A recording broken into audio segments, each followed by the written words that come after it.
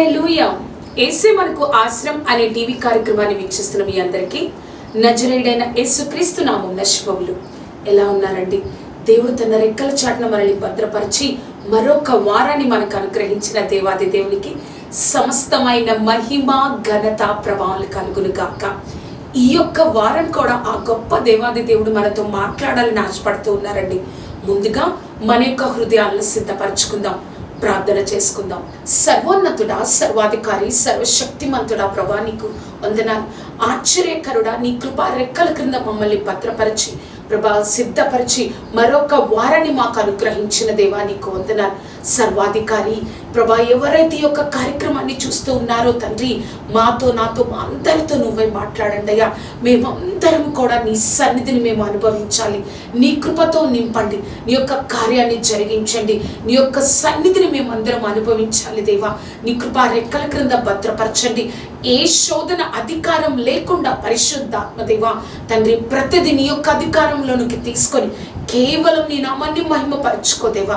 నువ్వే తోడేయండి, నడిపించండి. నజరేయుడైన యేసుక్రీస్తు నామమున అడిగి వేడుకొంచున్నాము తండ్రి. Amen, amen, amen. ఈ వారం మన యొక్క వాక్య ప్రసంగ అంశంగా మొదటి సమూయేలు 15వ అధ్యాయము 22వ వచనం. మొదటి సమూయేలు 15వ అధ్యాయము 22వ వచనం. అందుకు సమూయేలు తాను సెలవిచ్చిన ఆజ్ఞను ఒకడు గైకొనుట వలన యెహోవా సంతోషించినట్లు ఒకడు దహన బలులను అర్పించుట వలన ఆయన సంతోషించిన బలులు అర్పించుట కంటే ఆజ్ఞను గైకొనుటయు ప్రొటేళ్లు కొవ్వు అర్పించుట కంటే మాట వినుటయు శ్రేష్టము.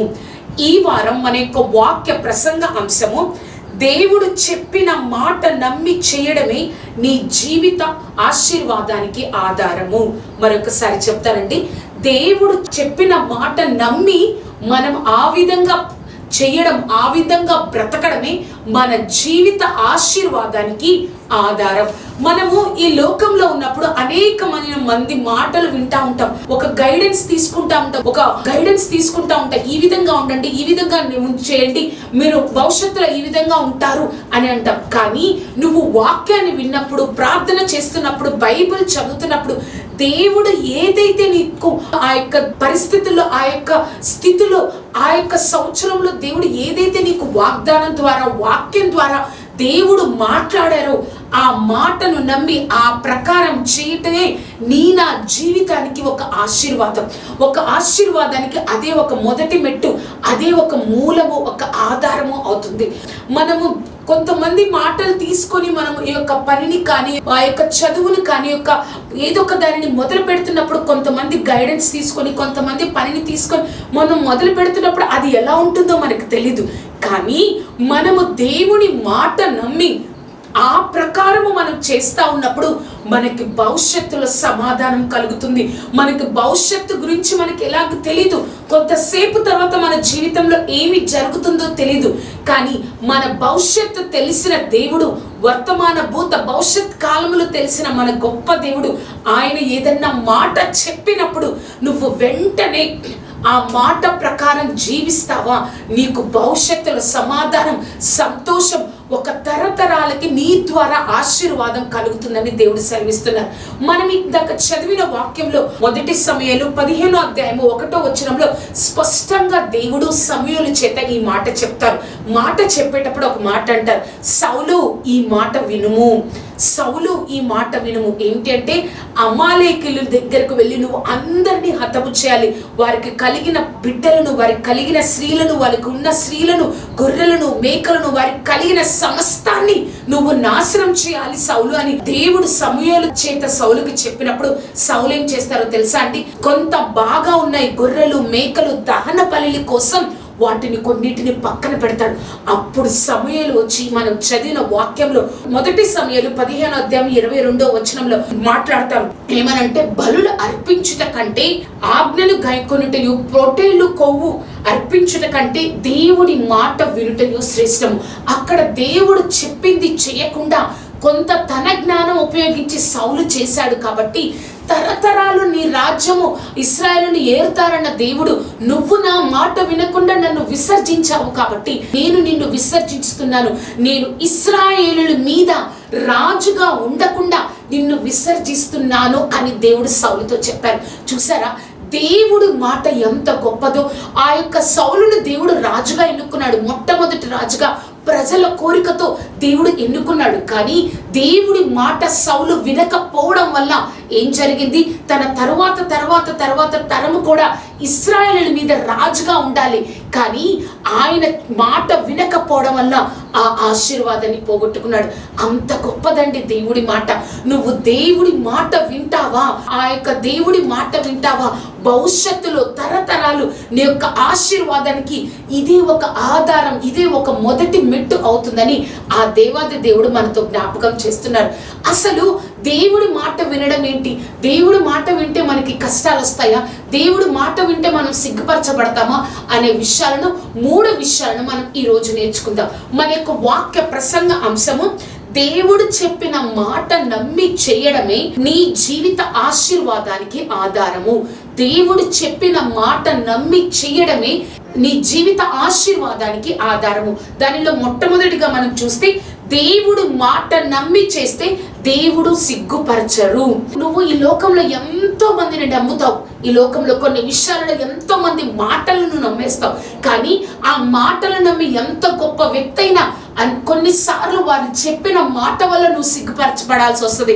అయ్యో, నేను వారిని నమ్మి ఆ విధంగా నేను చేశానే, ఈ యొక్క నష్టాన్ని నేను తెచ్చుకున్నాను, ఆ విధంగా నేను చేశానే, కొన్ని రోజులు నా జీవితంలో వ్యర్థమైపోయాయి, కొంత ధనం నా జీవితంలో వ్యర్థమైపోయింది అని నువ్వు అనుకుంటావేమో.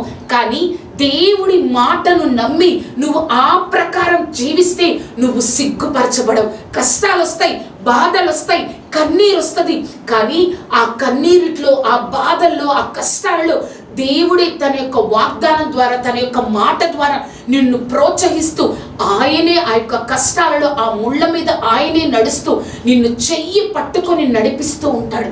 ఎందుకంటే నువ్వు ఈ లోక రక్షకుడు మాటను నమ్మి నువ్వు ఆ ప్రకారం జీవిస్తున్నావు కాబట్టి నిన్ను సిగ్గుపరచనివ్వకుండా దేవుడు నిన్ను నడిపిస్తూ గమ్యానికి చేర్చి ఒక ఆశీర్వాదం, ఆ ఆశీర్వాదం అనేది నీతోనే ఆగిపోదు, కానీ తరతరాలకు ఒక ఆశీర్వాదకరంగా తను నా మాట నమ్మాడు కాబట్టి నేను తనని ఇంకా తన తర్వాతి తరాన్ని నేను ఆశీర్వదిస్తాను అని దేవుడు చెప్తా ఉన్నారు. అసలు ఆ యొక్క ఫస్ట్ పాయింట్లో ABCD చూద్దామండి. ఫస్ట్ పాయింట్లో చూసినట్లయితే, దేవుడు చెప్పిన మాటను చెయ్యడానికి ఆలోచించొద్దు. మనము ఈ లోకంలో ఎవరన్నా ఏదైనా మాట చెప్పారనుకోండి, ఏదో ఒక సంస్థ కింద కానీ, ఒక యజమానుడి కింద కానీ, ఏదైనా వ్యాపారంలో కానీ, మనకన్నా గొప్ప వాళ్ళు, మనకన్నా హై అథారిటీలో ఉన్న వాళ్ళు చెప్పిన మాట చేయడానికి ఆలోచించం. వాళ్ళు చెప్పారు, నేను చేసేయాలి. అది ఎందుకు, ఏంటి అని మనం క్వశ్చన్ చెయ్యం. ఎందుకంటే అదే మనకి జీవనాధారం కాబట్టి వారు ఏది చెప్తే మనం అది చేయడానికి సిద్ధపడిపోతాం. కానీ మనం ఒక క్రైస్తవులుగా ఆ లోక సృష్టికర్త నీకు నాకు ఏదైనా మాట చెప్పినప్పుడు కొన్ని నెలలు, రోజులు, సంవత్సరాలు అది దేవుడు చెప్పిందేనా, అది నిజంగా దేవుడే మాట్లాడుతున్నారా, నేను అలా చేయాలా, ప్రతి వారం ప్రతిరోజు దేవుడు నిన్ను ఆశీర్వదిస్తాను, నువ్వు ఈ మాట విను, నువ్వు ఈ విధంగా ఉండు, ఇలా ఉండు, ఈ లోకం వైపు చూడొద్దు, ఈ యొక్క అబ్బాయి వైపు చూడొద్దు, అమ్మాయి, ఈ విధంగా దేవుడు నీతో మాట్లాడుతూనే ఉంటాడు. కానీ నువ్వు నెలలు, రోజులు, సంవత్సరాలు దేవుడి మాట వినకుండా ఆలస్యం చేస్తున్నావు. కానీ దేవుడు చెప్తున్న మాట, దేవుడి మాట నెరవేర్చడానికి, చేయడానికి ఆలోచించద్దు. ఆదికాండము 12వ అధ్యాయంలో దేవుడు చెప్తారు, అబ్రహాము, నీవు నీ బంధువుల ఇంటి నుండి, నీ యొక్క తండ్రి ఇంటి నుండి, నీ యొక్క దేశం నుండి నేను చూపించే దేశానికి వెళ్ళాలి, నేను నిన్ను అక్కడ ఆశీర్వదిస్తా, నీ ద్వారా సమస్తమైన దేశాలు ఆశీర్వదింపబడతాయి అబ్రహాము అని చెప్పినప్పుడు అబ్రహాం ఏం చేస్తాడో తెలుసా అండి? ఒక నెల రోజులు, ఒక సంవత్సరం ఆలోచించలేదు. 12వ అధ్యాయము 4వ వచనం మనం చూస్తే, యెహోవా అతనితో చెప్పిన ప్రకారము అబ్రహాము వెళ్ళెను. ప్రభా, నేను నువ్వు అంటున్నావు ఒక దేశాన్ని వదిలేసి, బంధువులను వదిలేసి, నా తండ్రి ఇంటిని వదిలేసి వెళ్ళమని చెప్తున్నావు, నాకు ఎవరున్నారు ప్రభా, అక్కడ ఎవరు తెలుసు, ఏమి జరుగుతుంది, ఏమి చేయాల? యెహోవా తనతో చెప్పిన ప్రకారం అబ్రహాము వెళ్ళెను. మనము కూడా అంటే కొన్ని రోజుల నుంచి, కొన్ని నెలల నుంచి, సంవత్సరాల నుంచి దేవుడు నీతో చెప్తున్నారు, ఈ విధంగా ఉండు. నువ్వు దేవుడి యొక్క దైవిక ప్రణాళికలో ఉన్నావు కాబట్టి నువ్వు నీ యొక్క జీవితాన్ని జాగ్రత్తగా కాపాడుకో, బహు జాగ్రత్తగా ఉండు అని దేవుడు చెప్తున్నా కూడా ఆ యొక్క మాటను చేయడానికి, ఆ విధంగా ఉండడానికి నువ్వు ఆలస్యం చేస్తున్నావు. నువ్వు ఆలస్యం చేస్తున్నావు కాబట్టి ఒక సంతృప్తి లేని జీవితాన్ని నువ్వు జీవిస్తున్నావని దేవుడు నీతో నాతో మాట్లాడుతున్నారు. బహు జాగ్రత్తగా ఉండు. ఆ మాట చెప్పింది లోక సృష్టికర్త కాబట్టి నువ్వు ఆ మాట చేయడానికి ఆలస్యం చేయొద్దు. ఆ ఫస్ట్ పాయింట్లో బి చూసినట్లయితే, దేవుడి మాట ప్రకారం చేస్తున్నప్పుడు కూడా కష్టాలు వస్తాయి కదా. మనం అనుకుంటాం, అయ్యో నేను దేవుడి మాట ప్రకారం చేస్తున్నానే, ఆయన అనేక సార్లు చెప్పాడు, ఇది కాదు నా చిత్తం ఇది అని వాక్యానుసారంగా చెప్పాడు, నాతో ప్రార్థనలో చెప్పారు, దర్శనాల ద్వారా చెప్పారు, ఇది కాదు నా చిత్తం, నువ్వు ఈ విధంగా ఉండాలని దేవుడు ఆ మాట ప్రకారం చెప్తున్నప్పుడు కష్టాలు వస్తాయా? తప్పకుండా కష్టాలు వస్తాయండి. ఆ కష్టాలను నువ్వు పూర్తిగా దేవుడి దగ్గర విచారణ చేయాలి. అబ్రహాముకి దేవుడు చెప్పారు, నీ యొక్క బంధువులింటిని, నీ యొక్క తండ్రినింటిని, నీ యొక్క దేశాన్ని వదిలి నేను చూపించే దేశానికి వెళ్ళు అబ్రహాం అనినప్పుడు అక్కడికి అబ్రహాము వెళ్తాడు. వాగ్దాన దేశానికి వెళ్ళినప్పుడు అక్కడ కరువు వచ్చేస్తుందండి. అక్కడ కరువు వచ్చినప్పుడు అబ్రహాము ఎవరిని అడగాలి? దేవుణ్ణి అడగాలి కదా. ప్రభా నువ్వే కదయ్యా నన్ను ఇక్కడికి రమ్మన్నావు, ఇక్కడ కరువు వచ్చింది, నా పరిస్థితి ఏమిటి ప్రభా అని దేవుడిని అడగకుండా అబ్రహాము తన సొంతగా ఒక నిర్ణయాన్ని తీసుకున్నాడండి. ఆదికాండము 12వ అధ్యాయము 10వ వచనం. అప్పుడు ఆ దేశంలో కరువు వచ్చెను, ఆ దేశంలో కరువు భారంగా ఉన్నందున అబ్రహాము ఐగుప్తు దేశంలో నివసించుటకు అక్కడికి వెళ్ళెను. చూడండి, ఆ దేశంలో కరువు వస్తే, ఆ దేశంలో కరువు భారంగా ఉన్నందున ఐగుప్తు దేశంలో నివసించడం కోసం అబ్రహాము ఐగుప్తు దేశానికి వెళ్ళిపోయాడంట. ఎంత భయంకరమో కదా.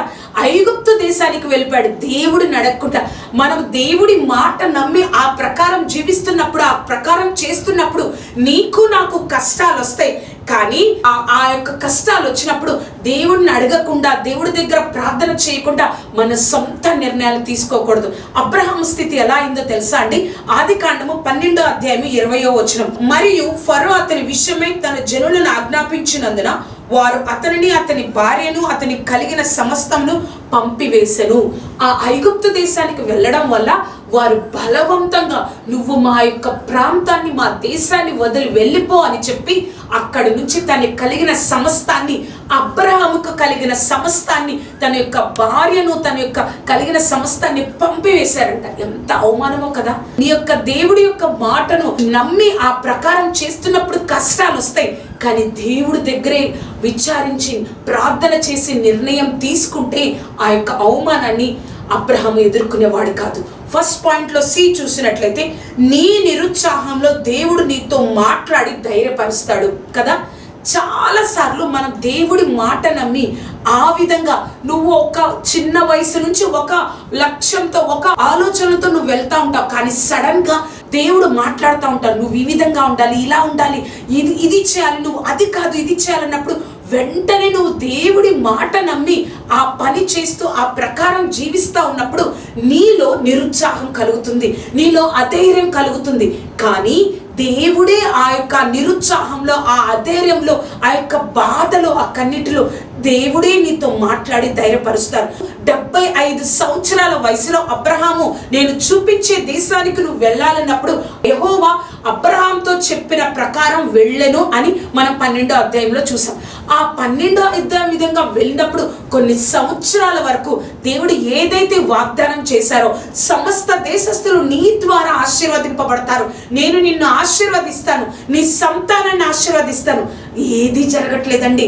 అబ్రహాం జీవితంలో ఏది కూడా జరగట్లా. అబ్రహాముకి నిరుత్సాహం వచ్చేసింది. కానీ దేవుడు ధైర్యపరిచారు. ఆదికాండము 15వ అధ్యాయం 1వ వచనంలో అప్పుడు అబ్రహాం దగ్గరికి దేవుని దూత ప్రత్యక్షం ఈ విధంగా ఉంటుంది. అబ్రహామా భయపడకు, నేను నీ కేడమును, నీ బహుమానమును అయి ఉన్నాను అని ఆ యొక్క అబ్రహాము దగ్గరకు వచ్చి మాట్లాడుతున్నప్పుడు అబ్రహాము ఒక మాట అంటాడండి. 15వ అధ్యాయము 2వ వచనం. అందుకు అబ్రహాము, ప్రభువైన యెహోవా నాకు ఏమిచ్చినానేమి, నేను సంతానం లేని వాడనై పోవచ్చున్నానే. ప్రభా నువ్వు నాకు ఏమిస్తే ఏంటి ప్రభా, నాకు సంతానం లేకుండా అయిపోతుంది కదా అని అబ్రహాము నిరుత్సాహపడుతున్నప్పుడు దేవుడు ఏం చేశాడో తెలుసా? అదే అధ్యాయము 15వ అధ్యాయము 5వ వచనం మనం ఒకసారి చూద్దామండి. మరియు ఆయన వెలుపలికి అతన్ని తీసుకొని వచ్చి, నీవు ఆకాశం వైపు తేరి చూచి నక్షత్రములు లెక్కించుటకు నీ చేతనైతే లెక్కింపమని చెప్పి నీ సంతానము అలాగగునని చెప్పెను. ధైర్యపరిచారు.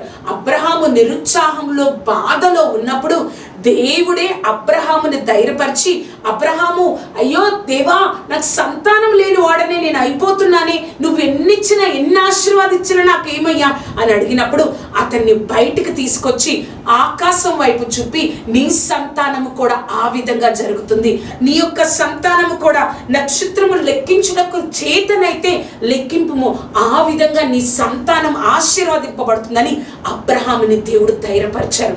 నువ్వు దేవుడి మాట చెప్పి ఆ ప్రకారం చేస్తా ఉంటే దేవుడు నిన్ను నీ యొక్క నిరుత్సాహంలో ధైర్యపరుస్తూ ఉంటాడు.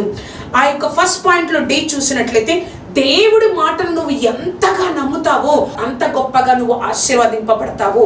దేవుడి మాటను నువ్వు ఎంతగా నీ జీవితంలో నమ్ముతావో అంత గొప్పగా ఆయన నాకు, నా సృష్టికర్త, నా సమస్తము ఆయన చేతిలోనే ఉంది, సమస్తం ఆయన మాత్రమే చేయగలడు, నాకు ఏదైతే వాగ్దానం ఇచ్చాడో దేవుడు ఆ మాటను నెరవేరుస్తాడు, నాకు ఏ మాట అయితే చెప్పాడో నేను ఆ మాట ప్రకారం జీవిస్తున్నందుకు దేవుడు నన్ను ఆశీర్వదిస్తాడు, నన్ను సిగ్గుపరచడు అని నువ్వు ఎంతగా దేవుడి వాగ్దానాన్ని నమ్ముతావో అంతగా దేవుడు నిన్ను ఆశీర్వదిస్తాడు.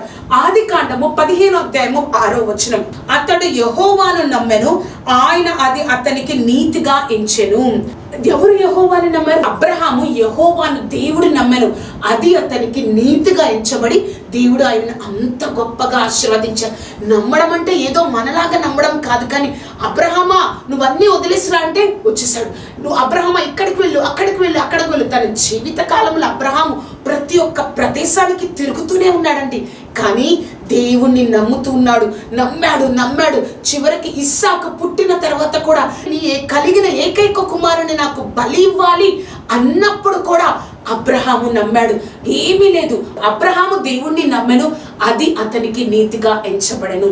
చూశారు కదా, దేవుడి మాటను నమ్మడం వల్ల మనము సిగ్గుపరచబడం, కష్టాలు వస్తాయి, బాధలు వస్తాయి, దేవుడు ధైర్యపరుస్తాడు, దేవుడు నిరుత్సాహంలో నిలబెడతాడు.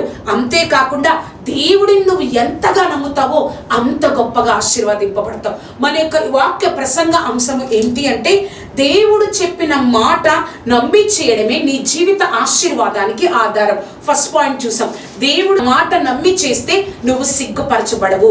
రెండో పాయింట్లో, దేవుడి వాగ్దానాలే మన ఆస్తి. నమ్ముతారా అండి? దేవుడి వాగ్దానాలే మన ఆస్తి.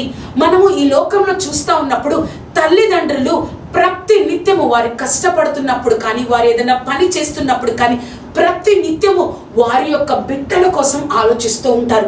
నాకు కలిగిన దానిలో నా బిడ్డల్ని ఎంత బాగా చూసుకోవాలి, ఏ మంచి స్కూల్లో జాయిన్ చేయాలి, ఏ మంచిగా చదివించాలి, ఏ కాలేజీలో చదివించాలి, ఆ వారి గురించి, వారి యొక్క భవిష్యత్తు గురించి ప్రతి నిత్యము వారు ఆలోచిస్తా వారిని ముందుకు తీసుకెళ్తా, వారి జీవితాలు నాకంటే గొప్పగా ఉండాలి అని వారి జీవితాలను గురించి ప్రతి నిత్యము తల్లిదండ్రులు ఆలోచిస్తూ ఉంటారు.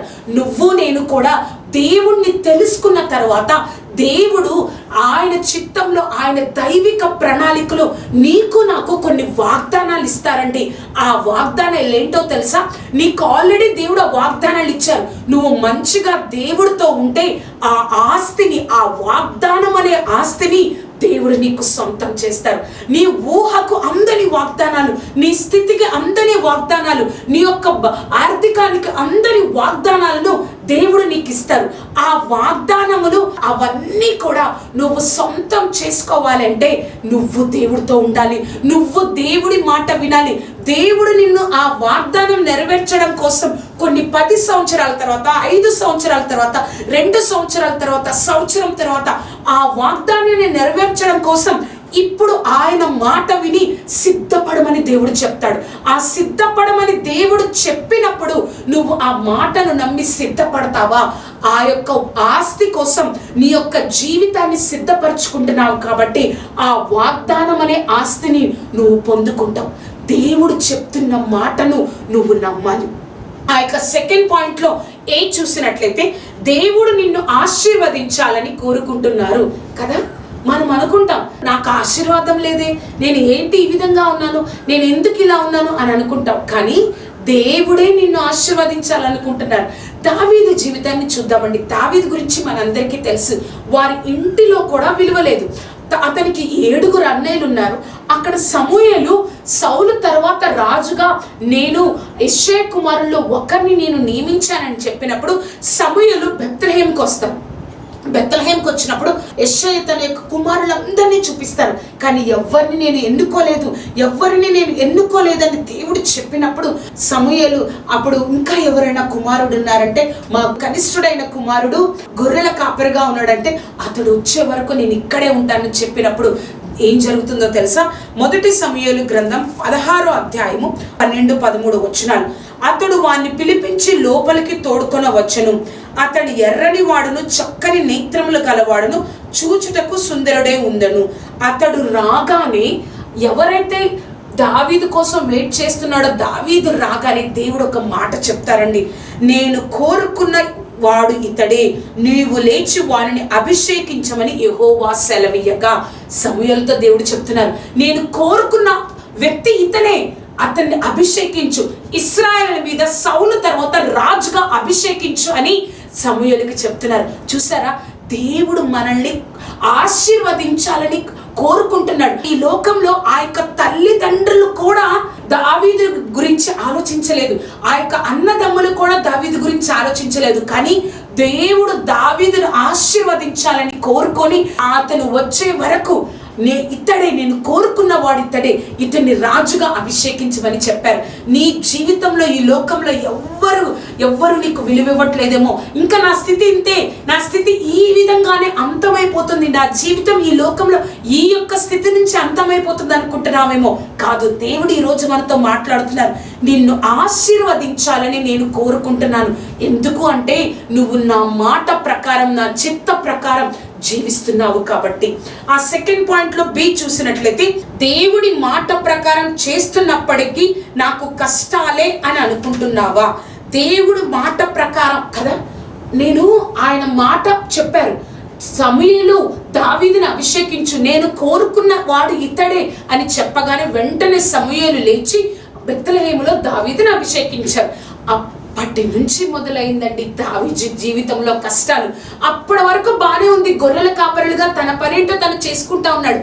కానీ ఎప్పుడైతే దేవుడు దావీదును అభిషేకించారో అప్పటి నుంచి తనకు కష్టాలే. మనం కూడా అనుకుంటాం కదా, దేవుడిని నమ్ముకోకముందే నా జీవితం బాగుంది, నేను ఎప్పుడైతే దేవుడి మాట విని ఇంకా దేవుళ్ళో ఉండాలని, ఇంకా దేవుణ్ణి వెంబడించాలని బాప్తిజం తీసుకున్నాను, ఇంకా ఎక్కువ ప్రార్థన చేస్తున్నా, నా ఇంటిలో కష్టాలు ఎక్కువైపోయాయి, నా ఇంటిలో బాధలు ఎక్కువైపోయాయి, నా పిల్లలు నా మాట వినట్ల, నా కుటుంబ పరిస్థితి సరిగ్గా లేదు, నా ఆర్థిక స్థితి సరిగ్గా లేదు అని అనుకుంటున్నావా? ఒక్కటి గుర్తుపెట్టుకో, దావీదుకి కూడా అక్కడ కష్టాలు ఎదురయ్యాయి. దావీదు పడుతున్న ఆ కష్టానికి ఒక విలువ ఉంది, ఒక అర్థం ఉంది, ఒక దేవుడి యొక్క ఏర్పాటు ఉంది. కాబట్టి మనకి కష్టాలు వస్తున్నప్పుడు, దేవుడి చిత్తంలో ఉన్నప్పుడు, దేవుడి మాట విని కష్టాలు వస్తున్నప్పుడు మనం బాధపడకూడదు.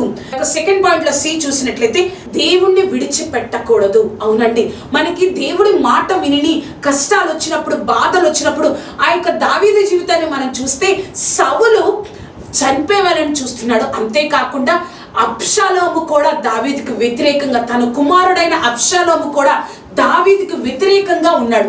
అప్పుడు దావీదు చెప్తున్న మాట కీర్తనలు 3వ అధ్యాయము 3వ వచనం, యెహోవా నీవే నాకు కేడమును, నీవే నాకు అతిశయాస్పదముగాను, నా తల ఎత్తువాడవుగాను ఉన్నావు అని దావీదు చెప్పారు. చూశారు కదా, మనము మన దేవుడి మాట విని మనం వెళ్తున్నప్పుడు కష్టాలు వస్తున్నాయి అనుకుంటాం, కానీ దేవుడు కార్యం చేస్తారు. అంతేకాదు, దేవుణ్ణి మనం విడిచిపెట్టకూడదు. చివరిగా 3వ పాయింట్, దేవుడి మాట ప్రకారం చేయడమే ఊపిరిగా జీవించు. ఇది ఎంత కష్టం అనిపిస్తుంది కదండి. మనం ఈ లోకంలో బ్రతకాలంటే మనకు ఊపిరి కావాలి, కానీ మనం ఈ లోకంలో ఒక ఆశీర్వాదకరంగా మన ద్వారా మన తరతరాలు ఆశీర్వదింపబడాలి అంటే మనము దేవుడి మాట వినడమే ఒక క్రైస్తవుడికి ఒక ఊపిరిగా ఉండాలని దేవుడు చెప్తున్నారు. నోవాహు జీవితం మనకు తెలుసు. నోవాహు దేవుడు చెప్పినట్లు చేశాను. అబ్రహాం జీవితాన్ని మనం ధ్యానించుకున్నాం. దేవుడు చెప్పిన ప్రకారం అబ్రహాము చేశాను.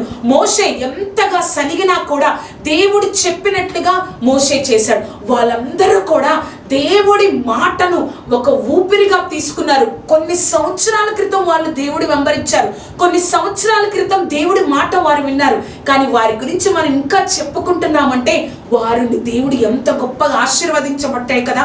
మనము కూడా ఒక క్రైస్తవులుగా దేవుడి మాట ప్రకారం జీవించడమే ఒక ఊపిరిగా మనం జీవించాలి. ప్రార్థన చేసుకుందామండి. సర్వోన్నతుడా, సర్వాధికారి, మాతో మాట్లాడిన దేవా నీకు వందనాలు. పరిశుద్ధాత్మ దేవా, నీ మాట వినడంలో ప్రభా మా జీవిత ఆశీర్వాదానికి ఆధారమని మాట్లాడావు దేవా. ఆశ్చర్యకరుడా, అబ్రహాము ఏ విధంగా అయితే ఆ దేవుడు తనతో చెప్పిన ప్రకారం వెళ్ళాడో ప్రభా మేము కూడా తండ్రి సర్వశక్తిమంతుడ నీ మాటను ప్రభా విని ప్రభా ఆ విధంగా జీవించడానికి మాకు సహాయం దయచేయండి.